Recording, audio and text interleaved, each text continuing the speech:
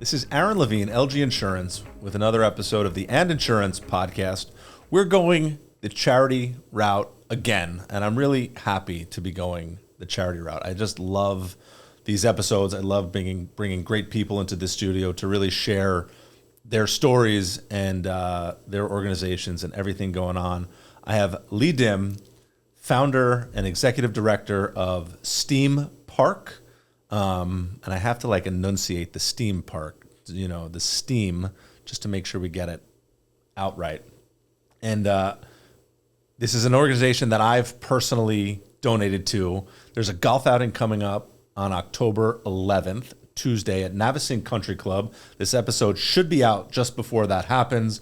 So I'm looking forward to playing Navesink, one of my favorite golf courses in the area. Should be a good day. Hopefully not sold out yet in case anybody still wants to buy a foursome.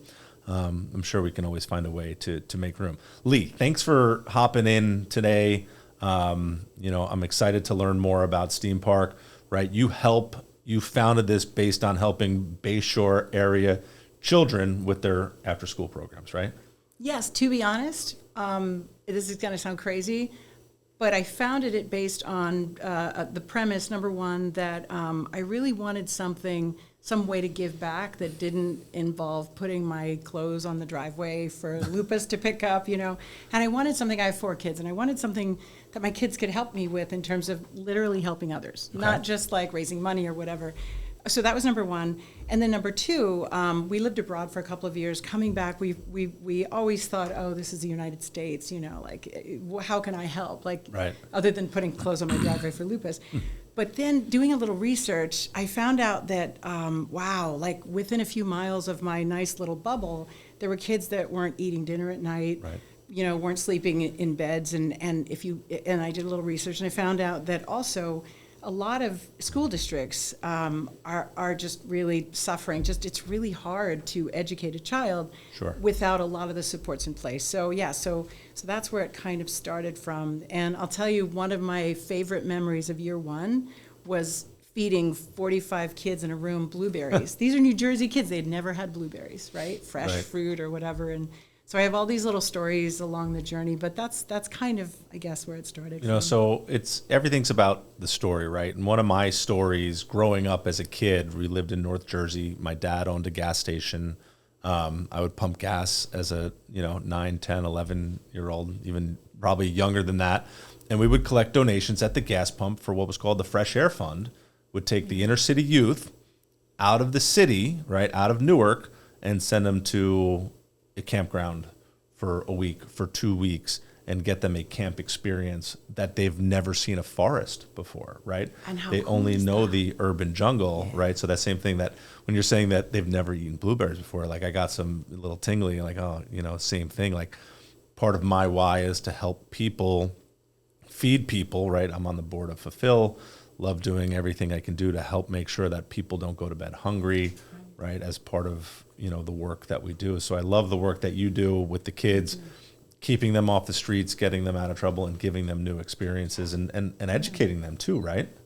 Right. So we've been around only for 5 years, and our sweet spot, I guess, if you will, is basically 2nd, 3rd, 4th, 5th grade, like elementary, middle school, because as important as it is to help older kids and young adults, if you don't catch them early enough where they really should already know how to read but maybe don't, you kind of lose them, right? And so earlier on, when we try to not supplant what they learn in school, but to support, so that in the after-school environment and in summer camp environment, we're there, right? And so when we first started this, I tried to benchmark all these amazing nonprofits around, how do they do things, right? Because I don't have to reinvent the wheel, right? And we happen to have an amazing Boys and Girls Club in this area, and the executive director of it was kind enough to take a meeting with me. He probably wouldn't remember me today, but back then I just wanted to take notes, just find out how to do things, what insurance to use and all this. And he was telling me that as much as I wanted to raise the educational bar by offering them math and science and certified teachers and all this stuff and hands-on projects, STEM, STEAM, science, technology, engineering, arts, and math, the first thing that we had to do was pick up all these pieces of these little kids at the end of the day after, maybe they hadn't slept in a bed, maybe they hadn't eaten, maybe they had to wear dirty clothes to school, and kids made fun of them, and they didn't get their homework done, and all these things. And he had this piece of paper, and he ripped it up into small pieces every time he said one of these things like, listen, the kid shows up at your door, he hasn't eaten, he rips the paper, he got made fun of in school, he rips the paper, his clothes are dirty. And then he sprinkles all the paper on the table in front of us. We were at French Market in Rumson, and I had my little notepad out.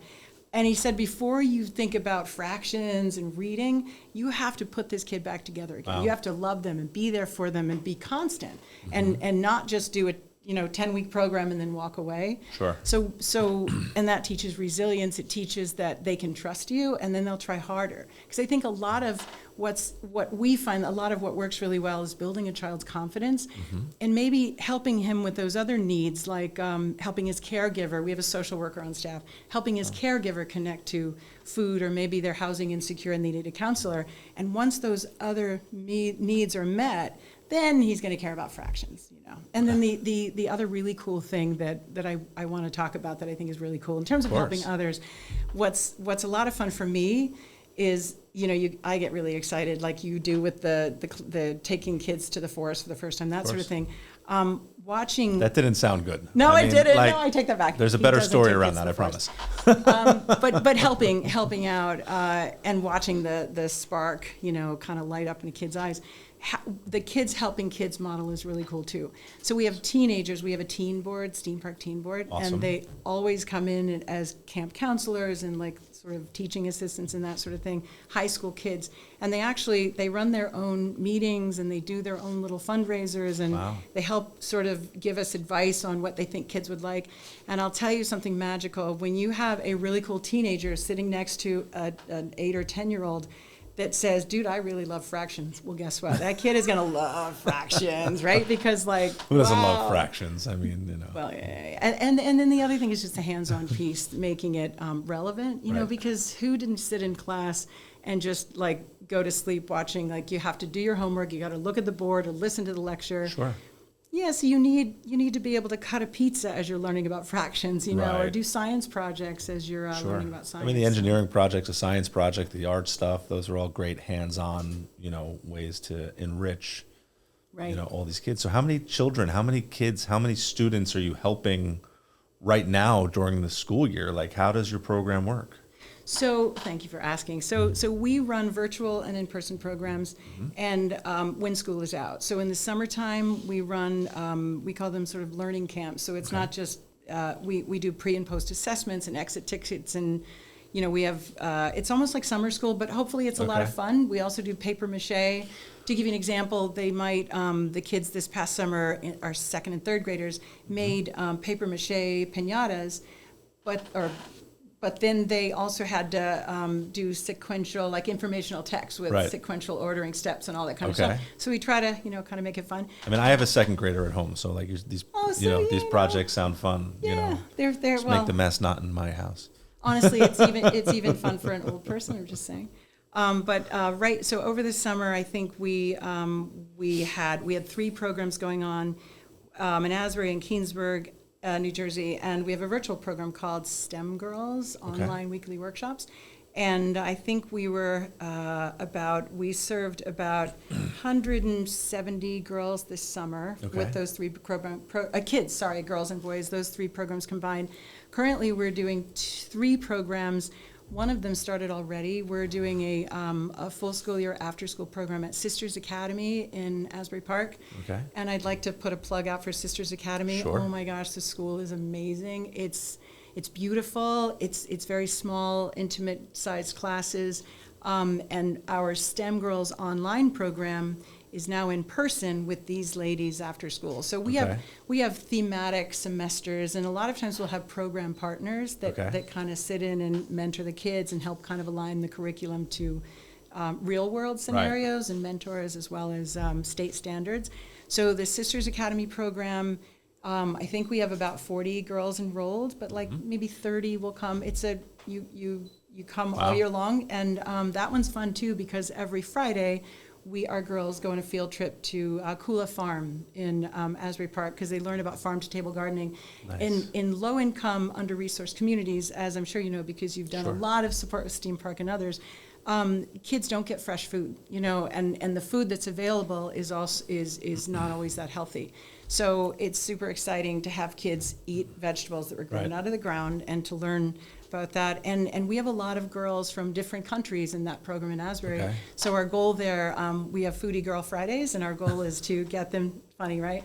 To kind of get the creative writing component in, and so they will kind of learn about their own cultures, their own food cultures, and then make their own recipes and cook on site. So that is one program. We're also running a full school year program in Trenton, New Jersey, at a public elementary school.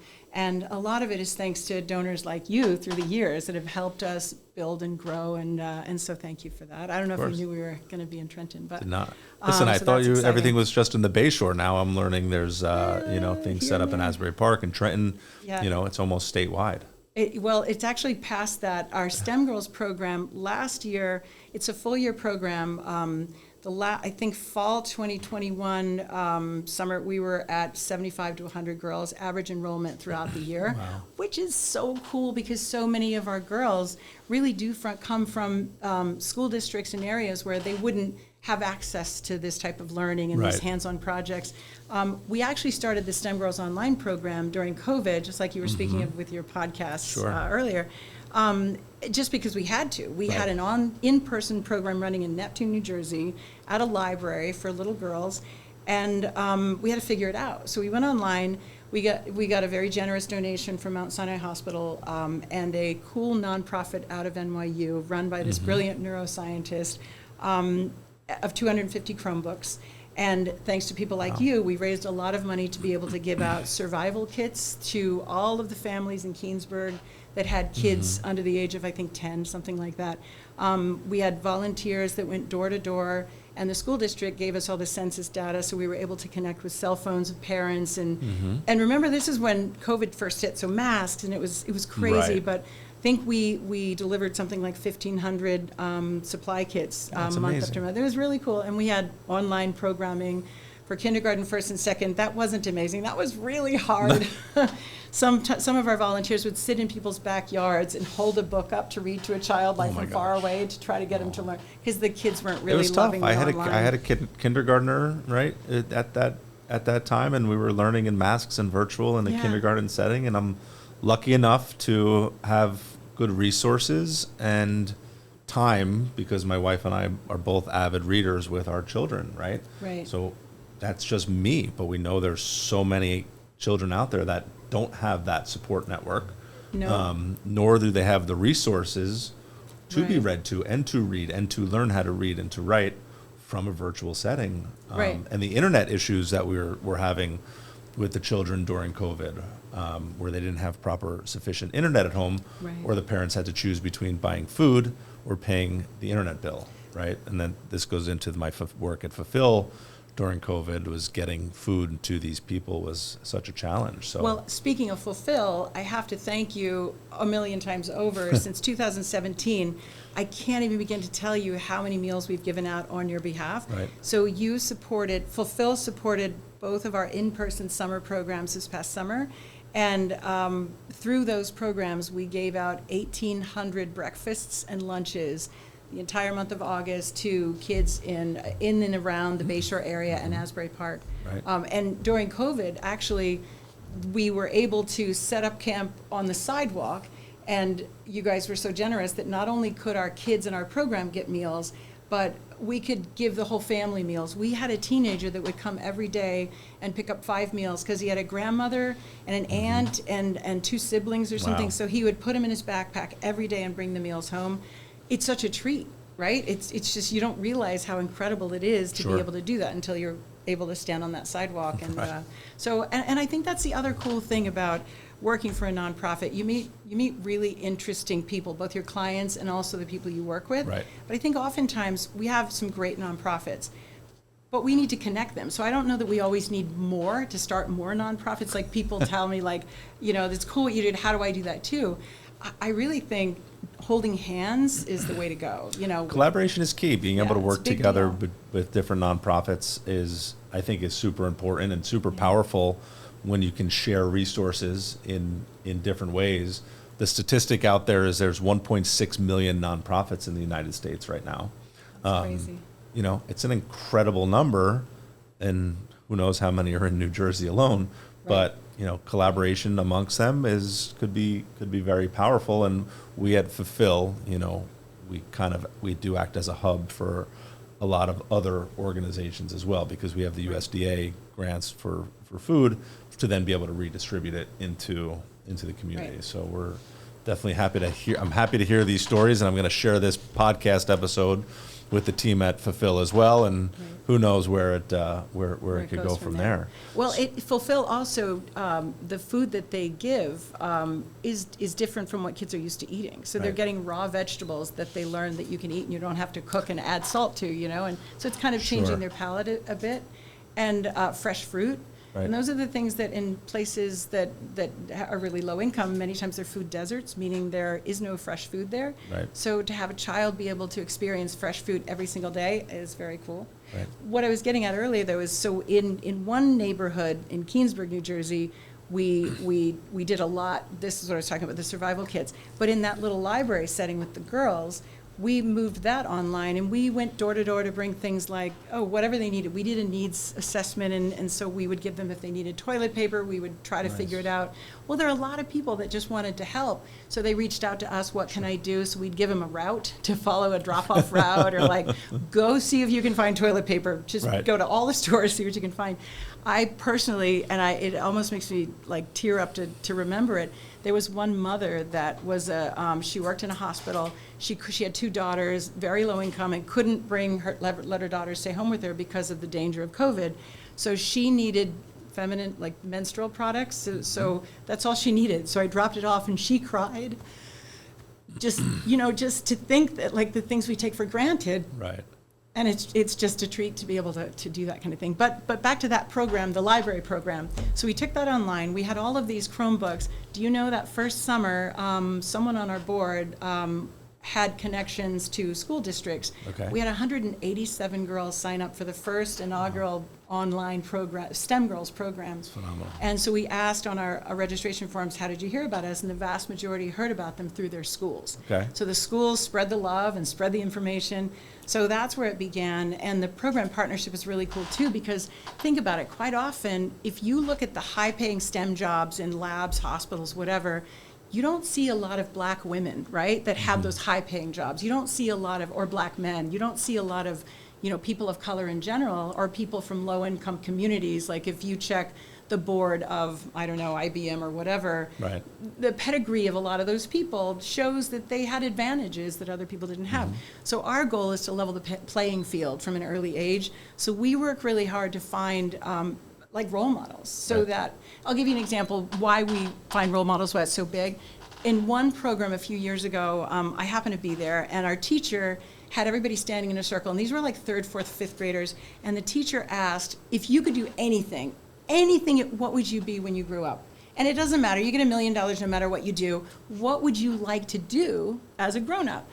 And it was to me, it was horrifying, because 2 young men, little boys that were from El Salvador, one of them, his father, I knew because of, from logistics, I knew his father was making $11 an hour, taxes were taken out, the mother didn't work, and he was raising a family of 4 on that income, working at 7-Eleven. Wow. That little boy, what he wanted to do, the biggest, most exciting thing he could aspire to, was to be the manager of a 7-Eleven. Wow. And then the other kids, a little girl wanted to be a nail tech, an assistant bus driver, a little boy wanted, and so nobody thought, like, wow, I want to own my own, I want to develop a chemical or a product that I can sell in 7-Elevens across the country, or I want to own my own nail salon, or my own bus company.